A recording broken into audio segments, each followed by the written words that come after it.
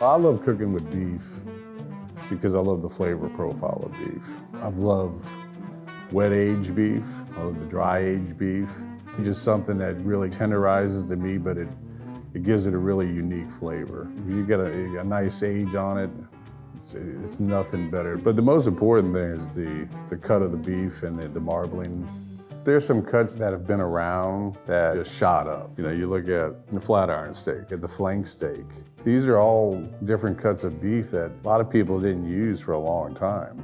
But now chefs are including it in charcuterie. They're, making bresaola. The trend that's going on right now is more toward the skirt steak. We do a lot of smaller cuts of steak for lunch. It's how you marinate it and it's how you season it. But the flavor profiles are all a little bit different. The porterhouse is my favorite cut.